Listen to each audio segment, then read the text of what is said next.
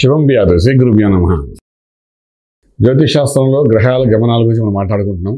అందులో భాగంగా మనకు కొత్త సంవత్సరం మొదలైపోయింది. మనకు విశ్వావస నామ సంవత్సరం ఆరంభమైపోయింది. అయిపోయిన తర్వాత మొట్టమొదటిగా మన శనీశ్వరుడు కరెక్ట్ మొదటి రోజునే మారాడు. కుంభం నుండి మీనంలోకి వెళ్ళిపోయాడు. అలాగా ఇప్పుడు సమయం ఆసన్నమైంది. ఎవరికంటే బృహస్పతి మారడం. అది బృహస్పతి మే 15వ తారీఖు నుండి ఉదయం నుండి మనకు మిథున రాశిలో ప్రవేశించడం, అక్కడ మిథున రాశిలో ఆరంభమవుతుంది తన గమనం. అక్కడే మన పుష్కరాలు మొదలవుతాయి. సరస్వతి నది యొక్క పుష్కరాలు కూడా మొదలవుతాయి అదే టైంలోని. సో గురుడు ఒక రాశి నుండి ఇంకొక రాశి మారుతున్నప్పుడు ఒక్కొక్క నది యొక్క పుష్కరాలు ఆరంభమవుతాయి. సో సరస్వతి నది పుష్కరాలు కూడా ఆరంభమవుతాయి. అంటే మిథున రాశిలోకి గురుడు ప్రవేశించడం.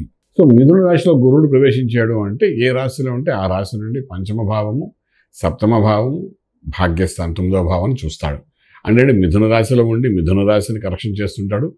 అలాగే పంచమ భావం అంటే తులారాశి యొక్క శుభ ఫలితాలు ఇవ్వడానికి ప్రయత్నం చేస్తాడు.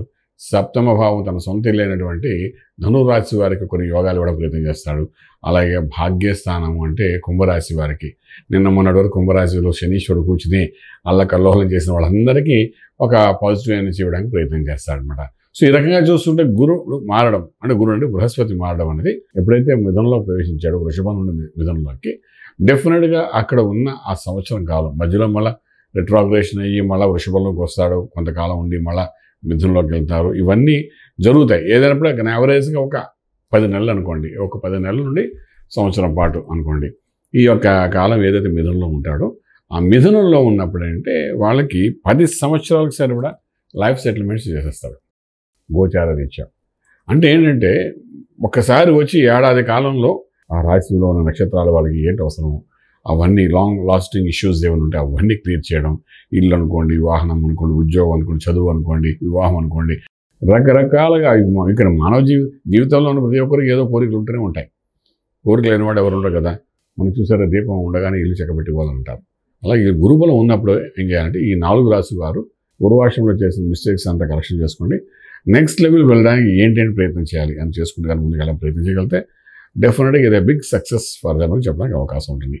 ఏదైనప్పటికీ గురుడు మారడం అనేది మిథున రాశిలోకి దాని యొక్క ప్రభావం అనేది మనకు మేషం నుండి మీనం వరకు ఏ విధంగా ఉంటుంది విషయాన్ని విశేషంగా తెలుసుకోవడం ప్రయత్నం చేద్దాం. మొట్టమొదటిసారిగా మనకంటే మేషం, వృషభం, మిథునం గురించి మనం మాట్లాడుకుందాం. ఓకే, మేషరాశి, వృషభ రాశి, మిథున రాశి వారికి ఈ 3 రాశి వారికి మిథునంలోకి గురుడు ప్రవేశించడం వల్ల ఎటువంటి ప్రభావితం జరుగుతుంది, గురువు యొక్క అనుగ్రహం ఏ విధంగా ఉంటుంది అని చెప్పుకోవడం మొట్టమొదటిగా మేషరాశి వారి గురించి మాట్లాడుకుందాం. సో మేషరాశికి తృతీయ స్థానంలో గురుడు రావడం, ఒక రకంగా చెప్పాలంటే భాతృస్థానంలోకి రావడం. భాతృస్థానం అంటే ఏమిటి? మనం ఇంతకుముందు చాలా ఎపిసోడ్స్లో మాట్లాడు. భాతృడు అంటే అన్నదమ్ములు, అక్కచెల్లెలు. ఆ ప్రదేశంలో బృహస్పతి వచ్చి ఉన్నాడు. ఫస్ట్ పాయింట్ ఒకటి ఏంటంటే మన జాతకంలోని చాలా విషయాలు మనం మాట్లాడుకుంటాం. మన యోగాల గురించి, మనకి డైనమిక్ స్టెప్స్ గురించి మాట్లాడుతూ, ఉద్యోగాల గురించి మాట్లాడుతూ అన్నీ ఉంటాయి. ఈ బంధాలు, అనుబంధాల గురించి మనం మాట్లాడడం కొంచెం తక్కువగానే ఉంటుంది. అన్నదమ్ములు, అక్కచెల్లెల గురించి అడగరు ఎవరును. సాధారణ నా దగ్గర వచ్చిన వాళ్ళు కూడా ఏంటంటే డెఫినెట్గా వాళ్ళు ఉన్నత స్థితి గురించి అడుగుతారు తప్ప నా జాతకంలో చూసి మా తమ్ముడికి ఎలా ఉందండి, మా అన్నకి ఎలా ఉందండి, మా అక్కకి ఎలా ఉందండి, మా చెల్లికి ఎలా ఉందని ఎవరు అడగరు. కానీ ఈ బృహస్పతి మేషరాశి వారికి బృహస్పతి 3వ ఇంట్లోకి వెళ్తున్నాడు అంటే భాతృస్థానంలోకి వెళ్తున్నాడు.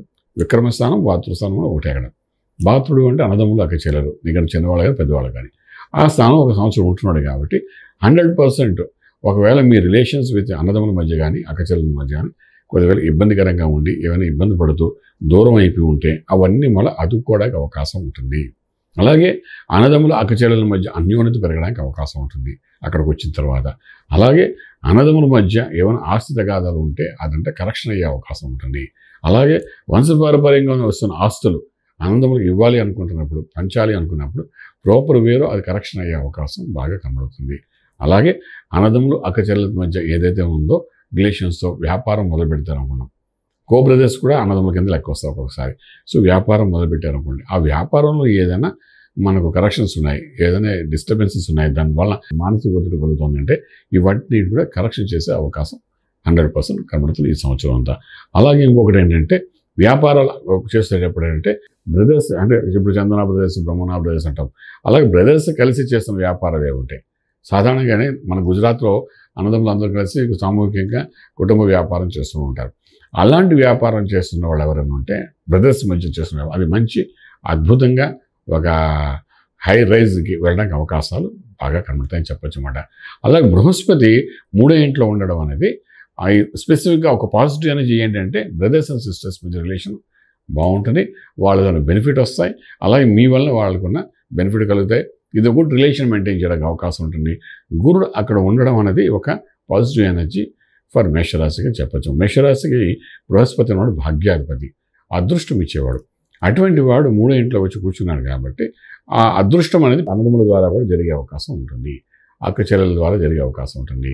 ఇలాంటప్పుడు ఏంటంటే సాధారణంగా మేనత్త మేనమామ పిల్లలు సార్ మన చెల్లెలు అబ్బాయిని మన అమ్మాయికి ఇచ్చుకోవడానికి కానీ ఇలాంటి సంఘటనలు కూడా కొన్ని జరుగుతుంటాయి కదా. దగ్గర సంబంధాలు వివాహం ఏదో చేస్తారో మేనమామ పిల్లని ఇచ్చి చేసుకోవడం, మేనమామ కూతుర్ని చేసుకోవడము ఇట్లాంటివన్నీ జరుగుతుంటాయి కదా వివాహం. ఇలాంటివన్నీ కూడా కొంత పాజిటివ్గా వచ్చే అవకాశం ఉంటుంది. అలాగే అన్నదమ్ములు అక్క చెల్లెల మధ్య ఉన్న వివాహ బంధానికి సంబంధించిన వ్యవహారాల్లో కూడా ఒకరొకరు సహాయం చేసుకోవడం, ఒకరొకరు అనుకూలంగా ఉండడం, ఇవన్నీ కూడా 3వ ఇంట్లో బృహస్పతి రావడం వల్ల జరిగే పాజిటివ్ ఎనర్జీ అని చెప్పచ్చు అన్నమాట. అలాగే వృషభానికి కుటుంబ స్థానంలోకి వస్తాడు. ఇప్పటి వరకు వృషభంలో ఉన్న బృహస్పతి కుటుంబ స్థానం, ధనస్థానం, వాక్స్థానం, విద్యాస్థానంలోకి వస్తున్నాడు.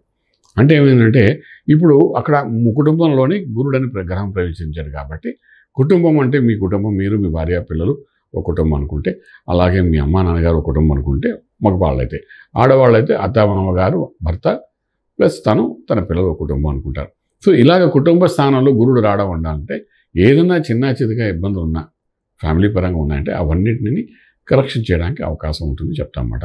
సో ఎటువంటి కరెక్షన్ చేస్తాడు అంటే రిలేషన్ స్పాయిల్ అవ్వకుండా దానివల్ల రీకలెక్షన్. నేను మాట్లాడుతాను ఓన్లీ రిలేషన్ సంబంధాలు బాంధవ్యాల గురించి మనం మాట్లాడుతాం గురుడు మాట్లాడడం వల్ల. ఇంకా మిగిలిన మన విషయాలను కూడా బుల్లని ఉంటాయి. బేసిక్గా మనం మాట్లాడడం కారణం ఏంటంటే ఈ కుటుంబ స్థానంలో ఉన్నాడు కాబట్టి డెఫినెట్గా కుటుంబ పరంగా ఒక హైక్ ఇవ్వడానికి, ఒక డెవలప్మెంట్ చేయడానికి పూర్తి అవకాశం ఉంటుంది చెప్పడానికి అవకాశం అనమాట. ఇది మనకు వృషభ రాశి వారికి బాగా ఎక్కువ కనబడుతుంది. అలాగే మిథునంలోకి అనుభవంలోకి వస్తున్నాడు. వస్తూ అక్కడ నుండి పంచమ భావాన్ని, సప్తమ భావాన్ని, భాగ్యస్థానాన్ని కూడా చూస్తున్నాడు.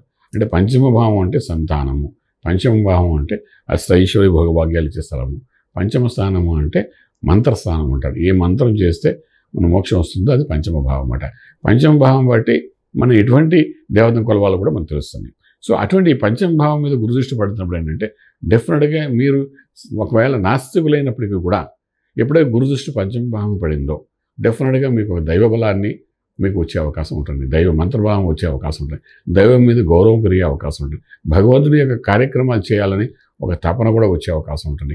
ఇవన్నీ గురుడు అక్కడ రావడం వల్ల అంటే మనిషిలో ఒక మార్పు తీసుకురావడానికి అవకాశం, ఒక చెడ్డ మార్గంలో వెళ్తున్న వాడిని మంచి మార్గంలో తీసుకురావడానికి అవకాశం ఉంటుంది. అలాగే మీ పిల్లలు పంచమభావం అంటే సంతానం కూడా మీ పిల్లలకు ఒక భవిష్యత్తు ఇవ్వడానికి అవకాశం ఉంటుంది. మీ పిల్లల యొక్క పరిస్థితి బాగోలేదు, అమెరికా వెళ్ళాలనుకుంటున్నారు, లండన్ వెళ్ళాలనుకుంటున్నారు, యూకే జర్మనీ వెళ్ళాలి, కెనడా వెళ్ళాలనుకుంటారు, అక్కడ చదువుకోవాలనుకుంటారు, దానికి కావాల్సిన అనుకూలత ఏర్పడే అవకాశం ఉంటుంది. అలాగే మీ చదువుతున్న పిల్లలు ఎవరైతే విదేశాలు ఉన్నారో, మీ సంతానం ఎవరున్నారో వాళ్ళకి మీ పంచమ భావం మీద దృష్టి పడగానే వాళ్ళకి శుభ ఫలితాలు వచ్చే అవకాశాలు ఉంటాయి.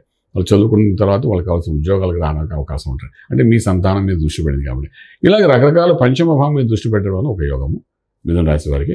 అలాగే సప్తమ మీద కూడా దృష్టి పడింది కాబట్టి భార్యాభర్తల మీద ఒక అన్యోన్యత తీసుకురావడం, వాళ్ళలో ఉన్న రిలేషన్ ఇంకా డెవలప్ చేయడం, ఇంతకుముందు జరుగుతున్న ఇబ్బందులు అన్నింటి నుండి బయటపడి ఒక ఇద్దరి మధ్య సమన్వయపరుచుకుంటూ గొడవలు లేకుండా చిరాకు లేకుండా మళ్ళీ దాంపత్య జీవితంలో ఒక అనురాగము ఆప్యాయతతో ముందుకు వెళ్ళడం, ఇటువంటివన్నీ సప్తమ భావంలో చూడడం వల్ల అక్కడ జరుగుతున్నాయి. అలా భాగ్యస్థానం మీద భాగ్యము, అదృష్టం 9 ఏళ్ళు అంటే విదేశీయానం గురించి చెప్తుంది, 9 ఏళ్ళు తండ్రి గారి గురించి చెప్తుంది, 9 ఏళ్ళు మీ అదృష్టం గురించి కూడా చెప్తుంది. దాని మీద కూడా దృష్టి పెడతాడు బృహస్పతి. ఎప్పుడైతే బృహస్పతి దాని మీద కూడా దృష్టి పెట్టాడో ఇవన్నీ కూడా కొంచెం ఫ్లరిష్ అవ్వడానికి అవకాశం ఉంది. సో ఈ రకంగా మిథున రాశి వారికి కొంచెం ఎక్కువగానే బృహస్పతి అనుగ్రహం కనబడుతుంది కాబట్టి డెఫినెట్గా ఇది పాజిటివ్గా చెప్పుకోవడానికి మాట్లాడుకోవడానికి ఓన్లీ ఒక ఫ్యామిలీ రిలేషన్స్ గురించి మనం మాట్లాడుకుంటున్నాం ఈరోజు, వ్యవహారాల గురించి కాకుండా. సో ఈ రకంగా చూసుకున్నప్పుడు కూడా డెఫినెట్గా మిథున రాశి వారికి ఒక పాజిటివ్ ఎనర్జీ ఉంది చెప్పడానికి అవకాశం ఉంది. దీన్ని ఇంకొంచెం బలోపేతం చేయడానికి వృషభం మిథునం మేషం వృషభం మిథునం ఈ 3 రాశుల వారు కొంచెం బలోపేతం చేసుకోవడానికి, ఆ గురువు యొక్క అనుగ్రహాన్ని పొందడానికి, ఆ రిలేషన్ డెవలప్ చేయడానికి, ఆ గురు మంత్ర సాధన ఎవరు మీరు గురువుగా భావిస్తారో ఆ గురువు యొక్క మంత్ర సాధన చేసుకుంటూ ముందుకెళ్ళడం ప్రయత్నం చేయగలిగితే డెఫినెట్గా ఒక పాజిటివ్ ఎనర్జీ వచ్చి రాజమార్గంలో రాజ్యం పొందడానికి అవకాశం ఉంటుంది. శుభం వ్యాధి. పూర్తి వివరాలకు సంప్రదించండి శ్రీ వేదమాత గాయత్రి జ్యోతిష్యాలయం, బ్రహ్మశ్రీ మంతా సూర్యనారాయణ శర్మ గారు, Srinilayam, first floor, 101, Sai Vaibhav layout, Chitrapuri colony పక్కన, కాజాగూడ, హైదరాబాద్ 500008. సంప్రదించవలసిన ఫోన్ నంబర్ 8855559147, 8855559148, 9849996644.